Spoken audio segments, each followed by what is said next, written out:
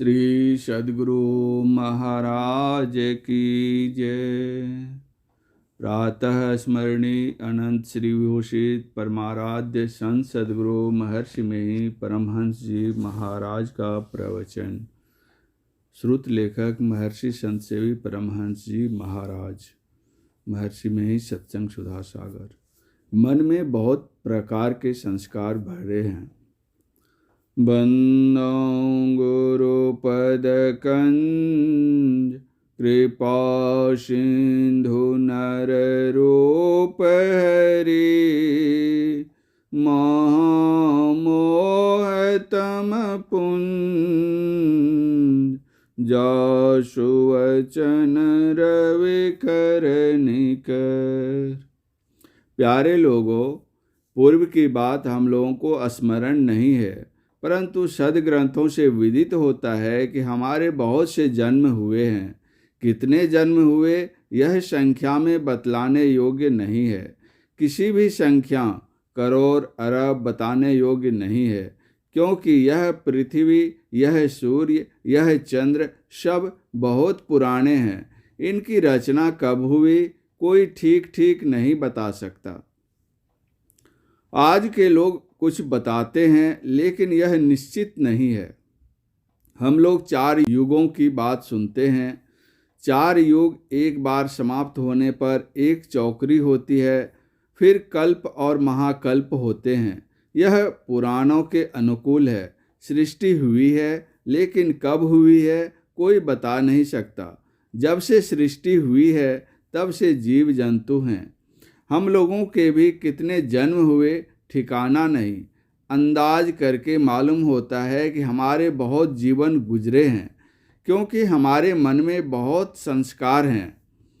इस जन्म में कितने प्रकार के संस्कार में हम बरतते हैं यह भी अंदाजा से बाहर है। फिर भी भिन्न भिन्न लोग भिन्न भिन्न संस्कार के देखे जाते हैं। जब लोग कुछ सयाने होते हैं और उनके संस्कार उदित होते हैं तो इसी जन्म के सभी संस्कार हैं कहा नहीं जाता। जो संस्कार इस जन्म में नहीं हुआ उसके भी कर्म देखे जाते हैं। हमारे मन में बहुत प्रकार के संस्कार भरे पड़े हैं, इसीलिए हमारे बहुत जन्म हुए। हमारे अंदर जितने संस्कार उदित हुए वे सब संस्कार सुख के लिए ही, सुख की खोज में पड़े, उसी के अंदर दौड़े। जो ज्ञानवान है उनके अंदर में ज्ञान का उदय होता रहता है। यह ज्ञान का संस्कार पहले से ही है। कहा जाता है कि इस ज्ञान के पक्ष में बहुत जन्मों से रहे। शंकराचार्य भगवान बुद्ध बड़े बड़े महात्मा हुए हैं।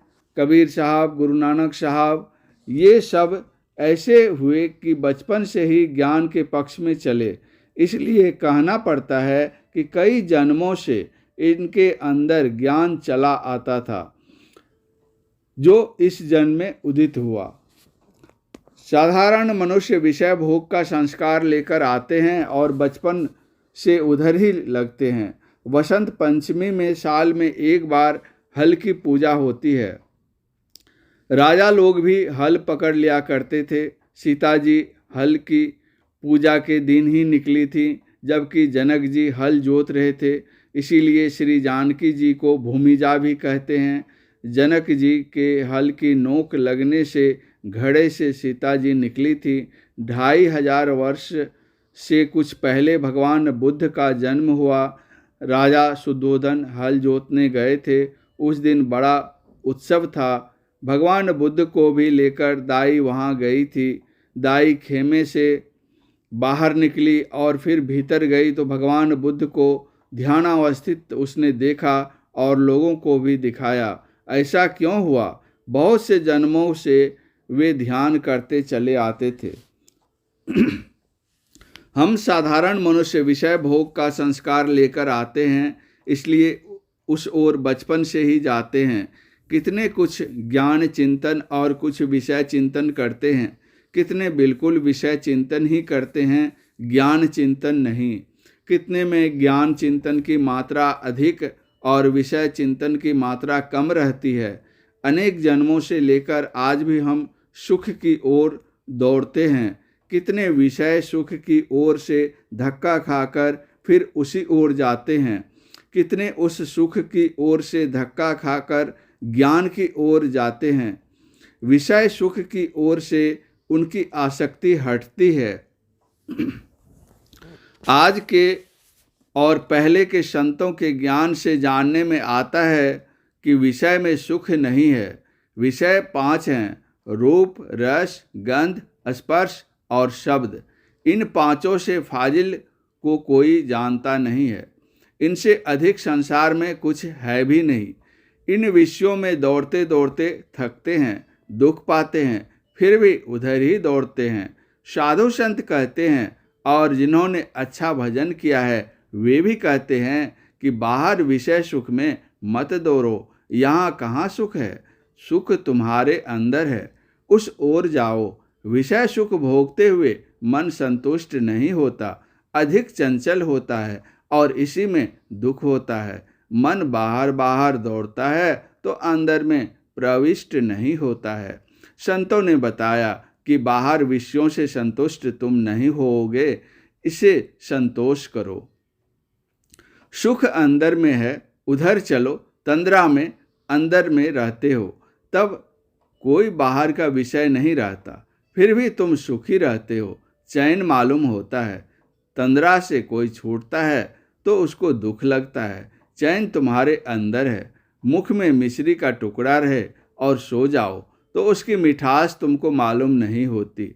यदि स्वप्न में देखो कि नीम का पत्ता खा रहा हूँ तो नीम का स्वाद कड़वा मालूम पड़ेगा, मिश्री की मिठास का स्वाद नहीं। चेतन भीतर में था, इसीलिए भीतर का ज्ञान होता था, बाहर का नहीं। अंदर में सुख है, इसलिए अंदर में चलो। अंदर में कहाँ तक जा सकते हो? संतों ने और साधकों ने कहा कि अंदर में चला जाता है। जब तुम स्वप्न, सुषुप्ति और जागृत में नहीं रहते, तब तुरीय अवस्था में चलते हुए अंदर का सुख पा सकते हो। जैसे जैसे आगे बढ़ो वैसे वैसे अधिक सुख मिलता जाएगा। जहाँ चौथी अवस्था समाप्त हो जाएगी वहाँ चलना भी समाप्त हो जाएगा। पहाड़ का अंत उनकी चोटी पर होता है, इसी तरह तुरीय अवस्था का भी शिखर है। इसके शिखर पर चढ़ो तो उसके आगे में क्या है सो भी जानोगे। पहाड़ की चोटी पर रहने पर पहाड़ तुम्हारे पैर के नीचे रहेगा, ऊपर में पहाड़ नहीं रहेगा। इसी तरह चौथी अवस्था के ऊपर जाने पर फिर जाने के लिए स्थान नहीं रहता। इसी को गोस्वामी तुलसीदास जी कहते हैं, देश काल तह नाही, जहाँ स्थान है वहाँ समय है और जहाँ समय है वहाँ स्थान है। देश हो काल नहीं, काल हो देश नहीं, ऐसा हो नहीं सकता। इसको संतों ने विविध प्रकार से बतलाया है। संत दादू दयाल जी महाराज ने कहा, अविगत अंत अंत अंतरपट, अगम अगाध अगोई, शून्य शून्य शून्य के पारा, अगुन सगुन नहीं दोई। वहाँ पहुँचने पर ही पता मिलता है कि यह ईश्वर है। वहाँ ईश्वर का प्रत्यक्ष ज्ञान होता है। यहाँ केवल विचार में ही वे परमात्मा इंद्रिय ज्ञान से पड़े हैं, मन इंद्रियों से पड़े हैं। मन इंद्रियों से ऊपर उठकर ईश्वर को पा सकते हो। ईश्वर पाने के लिए अंदर जाने का रास्ता संतों ने बताया। संत कबीर साहब कहते हैं, उलटी पाछिल पैरों पकड़ो, पसरा मना बटोर। पसरे हुए मन को समेटो। जब से मन का सिमटाव होता है, जब से अधिक सिमटाव मानस ध्यान में होता है। पूरा सिमटाव एक बिंदुता में होता है, बिंदु में फैलाव नहीं है। इसीलिए बिंदु ध्यान की बड़ी महिमा है। हाथ पैर वाला ईश्वर को जानेगा तो बड़ी मोटी बात है। शिवलिंग में शालिग्राम में हाथ पैर नहीं है, फिर ईश्वर क्यों मानते हो? इसका मतलब यह है कि केवल हाथ पैर वाला ईश्वर होता है, ऐसा मत समझो। ऐसा सिमटाव हो कि एक बिंदुता प्राप्त हो जाए। जितने चित्र बनते हैं बिंदुओं से, लकीर बनती है बिंदुओं से। तेजो बिंदु परम ध्यानम विश्वात्म हृदय संस्थितम, अर्थात हृदय स्थित विश्वात्म तेज स्वरूप बिंदु का ध्यान परम ध्यान है। उपनिषदकार ने लिखा है, सबके अंदर अंदर हृदय में यह बिंदु मौजूद है। हृदय शब्द छाती के लिए नहीं, योगी लोग छठे चक्र को योग हृदय कहते हैं। यहाँ तक रूप है। संसार में रूप के बाद अरूप है। रूप स्थूल है और अरूप सूक्ष्म है। अरूप को प्राप्त करने के लिए अरूप अवलंब लो। अरूप अवलंब शब्द है। सबके अंदर शब्द गूंज रहा है। साधन करने वाला जानता है इस शब्द का उद्गम परमात्मा है। जहाँ से यह शब्द उत्पन्न हुआ वह परमात्मा है। कुछ बनाने में कंप होता है, परमात्मा की मौज हुई सृष्टि बनाने में। उसमें शब्द हुआ, वह शब्द सृष्टि के अणु अणु में प्रविष्ट है। शब्द साधना करके जो परम पद को पाता है वह वहाँ पहुँचता है जहाँ से शब्द की उत्पत्ति हुई है। जहाँ से शब्द उत्पन्न हुआ वहाँ शब्द की समाप्ति भी होती है। इसीलिए उपनिषदकार ने कहा, निःशब्दं परम पदम। संतों ने कहा कि सुख खोजते हो तो यहाँ निःशब्दं परम पदम में सुख मिलेगा। इसके लिए अनेक पीढ़ियों के संस्कार की, इंद्रिय निग्रह की, दीर्घोद्योग की तथा ध्यान और उपासना की सहायता अत्यंत आवश्यक है।